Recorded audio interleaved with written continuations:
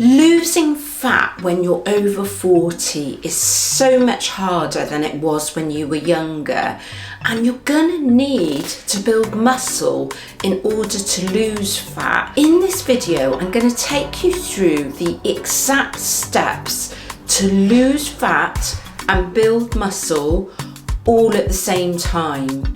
Hello fam, and welcome to my channel. My name's Melissa Neal, and this channel is all about helping you if you're a woman over 40 or like me over 50 get in fantastic shape. And what we're talking about today is building muscle and losing fat all at the same time, because traditionally in the bodybuilding community we talk about going on a bulk, so that's when you're building muscle and putting on weight, and going on a cut, and that's when you're losing the fat, you're losing the weight. But there is a middle ground, and I've done this myself, where you can build muscle and lose fat all at the same time. And thousands of women have gone through my program that have done exactly the same thing. But there is a particular method for this, because it's just not easy when you get older. I'm now going to take you through the exact steps. And the first one is you've got to get in your strength training. So I'm going to take you to the gym now and show you the exact exercises that are going to give you the maximum amount of fat burning but help you build muscle at the same time. For really effective fat burning, you need to be doing strength training, but not just any strength training. You want to be doing compound lifts. So those are lifts that use multiple muscle groups. I'm going to take you through the key lifts now. I'm actually using a set of dumbbells, but you can use a barbell. So the first key move that I'm going to talk about is the squat. And this is absolutely amazing for working multiple muscle groups, not only your lower body, but your upper body. Now, when I'm doing these with heavy dumbbells on my shoulders, because that's kind of what you're going to do if you were using a barbell as well, you'd put it behind your head, wouldn't you? So that's going to help you keep your balance. You want to be squatting with your feet hip width apart, and you want to try and go as low to the ground as possible. And when you're doing a squat, you can be doing anywhere between 3 to 5 sets and about 8 to 12 reps. You've got to go as heavy as you possibly can without losing form, and that's going to burn the most fat. And you know, if you can't take a heavier weight, so when you're using dumbbells, there's a limit to how heavy you can go, isn't there? What you can do is you can slow the movement down, and that's going to make it much more challenging. So if I counted for 5 seconds down like this,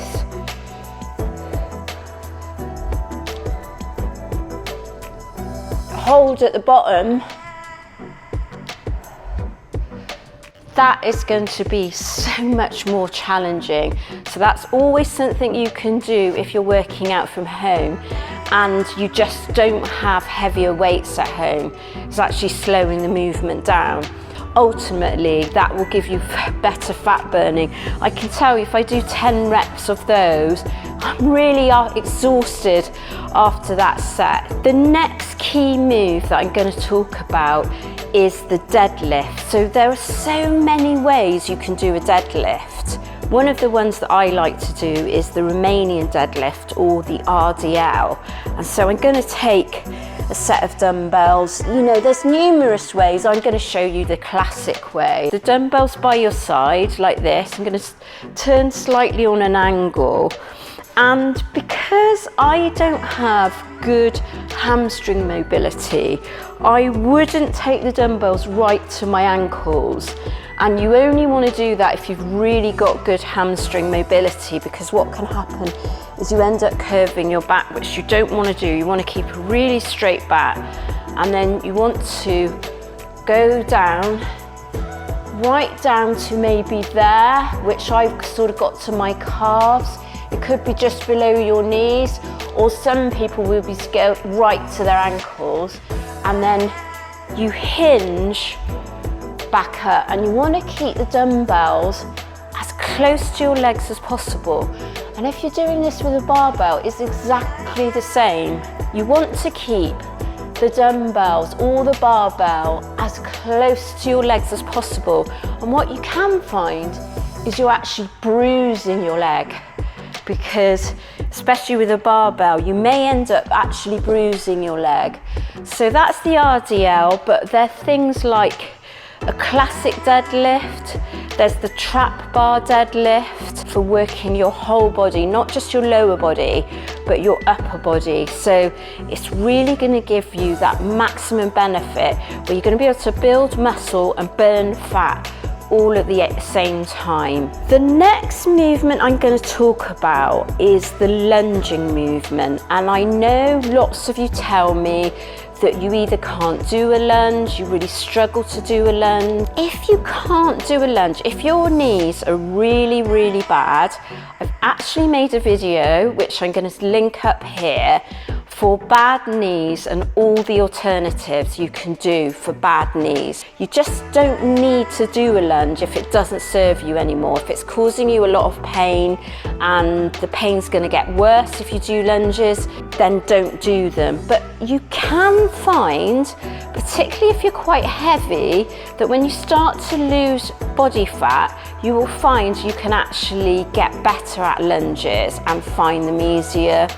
You can use knee sleeves, and I'm going to show you now the best type of lunge to do if you can lunge. There are ways of doing this, but this is the classic one. So you're going to have your feet hip width apart, and then you're going to reverse into the lunge like that.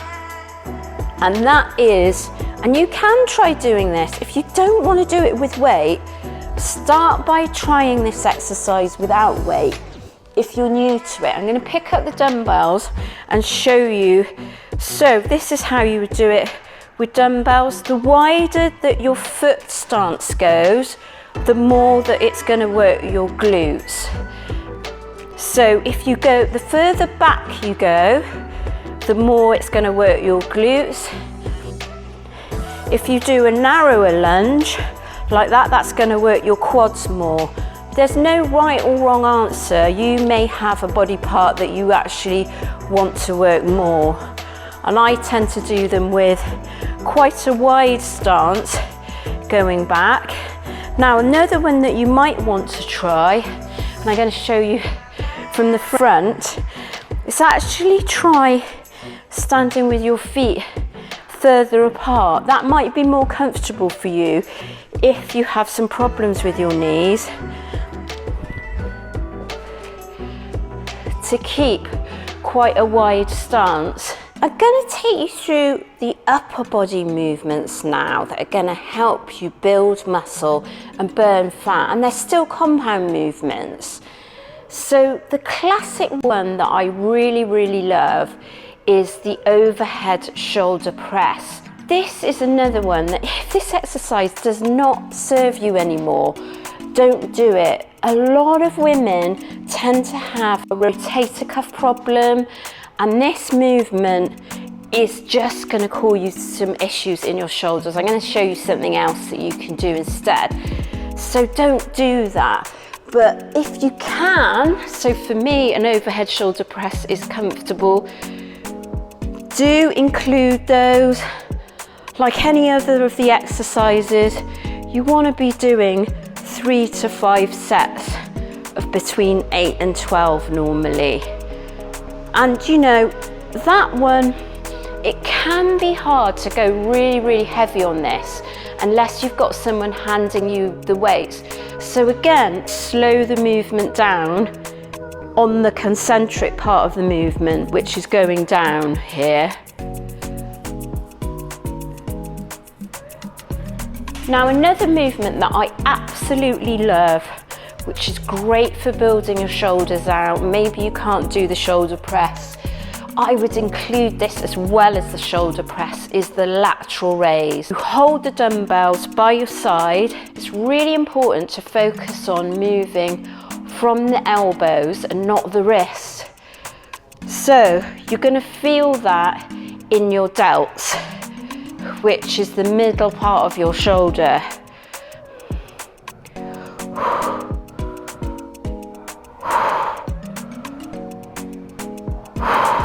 The other movement that I'm going to show you is, and again we're doing this with dumbbells, is it's good to do some sort of row movement, and there are so many different row movements. One of the ones that you can use quite easily with dumbbells is your bent over row. So you're going to bend over like this, and showing you from the side, and you're going to move your arms and elbows towards you, but keeping them narrow.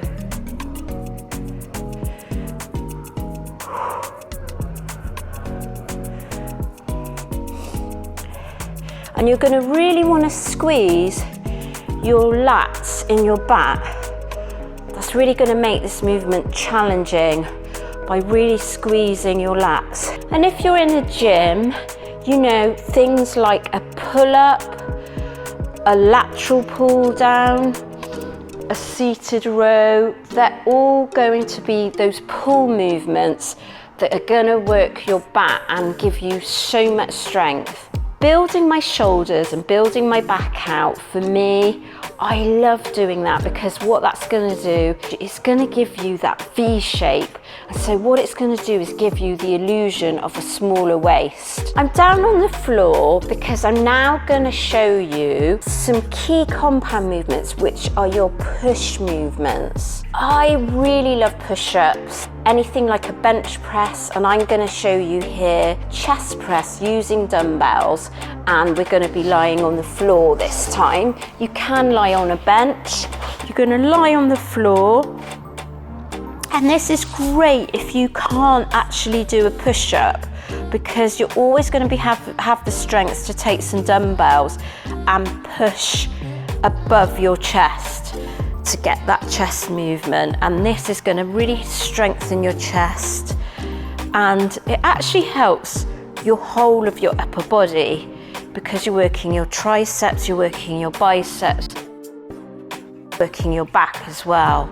So chest presses, whether it's on a bench or on the floor, it's a really great movement. And again, you could do 5 sets of these. The other core push movement that I really love, and it's a really great way to see if you're actually getting stronger, and many women can't do a full push-up to start off with, but then when they know they're getting stronger, they can actually master a full push-up. So I love to include these. You know, if you can do a full push-up, and just do as many reps as you can on a full push-up, and then go to your knees if you can't quite do the 8 to 12 that's required. That's another option. Or start off completely on your knees, and when you feel you're getting stronger, move to doing a full push-up.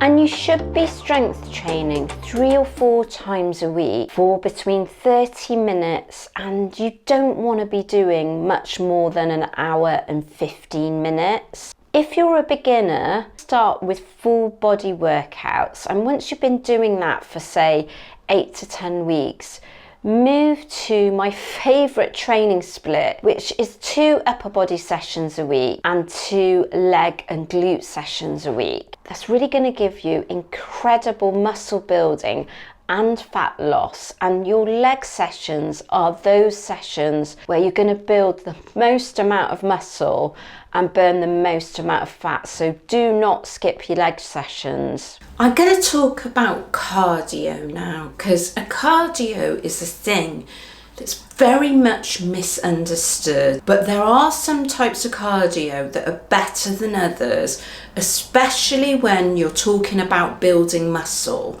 because building muscle when you're over 40, it's like a whole lot harder than it was in your younger days. So what you want to do is you want to be preserving and building your muscle. So you want to do the type of cardio that's going to support that. Lots of distance running, for example, and lots of endurance workouts, they actually don't support strength training, because what they do is they actually reduce your muscle, and what you want to be doing is building up, because reducing your muscle is actually going to make it much harder to lose fat, and it's going to destroy your metabolism. And what you want to be doing is building your metabolism up. The best type of cardio for women over 40, I use this with my own body, I use this with the women I work with, it's going to be high intensity interval training. So what is that? High intensity interval training is just working out to a really intense level. And it can be done on any piece of equipment, or I've got workouts here on YouTube and in my app. Typically, what it might mean, but this is not the only way, is you do 20 to 40 seconds of very intense activity at 80 to 95% of your maximum heart rate. And then you do walking pace, which is about 50% of your maximum heart rate, for between 30 seconds and up to 2 minutes. So how do you know what your maximum heart rate is? Well, a really simple formula is to take the number 220 and subtract your age. If you're age 50, that would mean your maximum heart rate is 170. So then you can then go ahead and calculate what 80 to 95% of that maximum heart rate is. So for somebody age 50, that's 136 would be 80% of your heart rate, and 95% of your heart rate would be 161. So that's how you can calculate it. And if you've got a watch that's actually tracking your heart rate, you can really tell how hard you're working. And just as a guide, if I'm doing high intensity interval training, I'm actually 55, but I'll try and get to 160 on my heart rate. Now, how long do you do that for? Well, anything from 10 minutes if you're new to it and you've never done it before, and up to 30 minutes. You can't really work to that intensity for any more than 30 minutes. And what high intensity interval training does is it really supports your strength and your muscle building, but it's also fantastic for your heart health. It's absolutely amazing. So, you know, this is actually the best way of getting fitter, increasing your fitness, is high intensity interval training. And I really love to do circuit style sessions. They make it more interesting, more exciting. I have circuit sessions here on this channel and in my app. So I'm going to give a link up here where you can download my app. I have all my programs now inside my app. If you incorporate just moving more through the day, that's really going to help with fat loss without compromising your muscle building.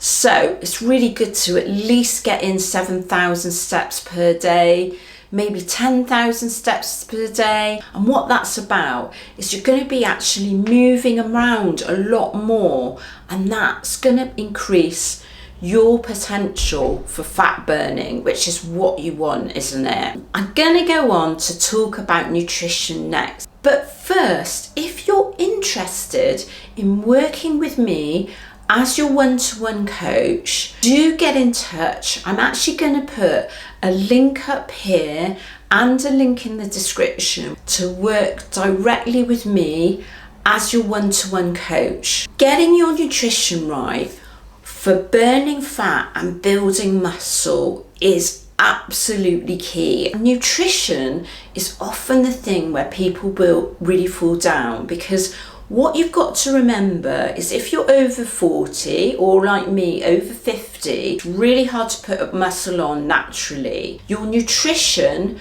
really needs to support that strength training to enable your body to put on muscle and therefore burn fat. And what you can often find, you can be following all the correct strength training protocol, but if you get your nutrition wrong, and this happened to me, you actually don't see any progress. I cannot stress this enough, that you've got to get on top of your nutrition. Now, if you're young, it's not quite so important, but as an older woman, particularly when you're going through your menopause and your hormones are depleting, it's an uphill battle to put on muscle. Now, that's not to say that you can't do it. You have got to take your protein high. That's what's going to support muscle building, but also fat burning. And you need to be taking in 1 gram of protein for every pound in your body weight, or if you weigh over 170 pounds, shoot for your goal body weight. And what that would look like in percentage terms is 35% protein, 35% carbs, and around about 30% fat. Now, you can play around with that, but you've really got to make sure you're getting that 1 gram of protein for every pound in your body weight or your goal body weight. So the next thing is carbohydrate, and carbohydrate is really misunderstood and demonized. And there's actually nothing wrong with carbohydrate. And carbohydrate, just like protein, is actually a building block for muscle building. It gives you energy for performance. So it's really, really important to get carbohydrate in, particularly right before strength training. So I always eat a carbohydrate and maybe a little bit of protein meal before I do strength training. And then again, believe it or not, after strength training. So it's really important within an hour, preferably, but within 2 hours, to get in protein and carbs after strength training. I can't stress this enough. It's so important, because otherwise all that time that you've been spending doing your strength training, all those exercises I showed you, it's actually not going to work. It's not going to work if you're not eating correctly. You know, you will get some people that say, well, it doesn't matter. And that's because they're talking about young people, and young people's bodies respond much better to strength training. When you're in a calorie deficit, and that's what I want you to be in, is a calorie deficit, it's actually much harder to build muscle. So you do need to use those tricks of eating before and after strength training to actually maximize the benefits of your nutrition that's going to support your strength training. And of course, you do need to be in a calorie deficit. So what does that mean? That means burning more energy than you're consuming. You can go on to an online calorie calculator and figure out what your maintenance calories are, and you want to drop anywhere between 200 to 400 calories below that. You do not want to go too much more than that. Why? Because it's going to make it really hard to build muscle. And what you want to do is build muscle and burn fat all at the same time. So if you take your calories too low, and this happened to me, so I was taking in 1,300 calories and really struggling to build muscle, because as a menopausal woman, it's actually really hard to build muscle. I'm going to talk about alcohol. There are a number of problems with alcohol. And firstly, if you're drinking alcohol, there's loads of scientific evidence and studies that show you're really gonna struggle to build muscle if you drink alcohol. I'm not talking about 1 or 2 glasses of wine on the odd occasion. I mean, if you regularly drink alcohol. So you've really got to stop consuming alcohol on a regular basis in order to build muscle. The other thing is, if you're going through perimenopause and menopause, actually alcohol does not serve you anymore. It makes you dehydrated, and you don't want dehydration. I mean, I could do a whole video on hydration, but hydration is a really important part of fat burning, and getting enough water in is really key to that. When you're in perimenopause and menopause, you're actually more prone to dehydration. Actually can wake you up more in the night when you drink alcohol. And getting better sleep, and I've done videos on this, is absolutely key to getting better fat burning. That is everything you need to know in terms of how to build muscle and burn fat all at the same time. And if you want to work with me directly, I do run my own muscle building and fat burning programs specifically designed for women over 40. You can also work with me directly as your coach, and let me know if you have any comments or questions.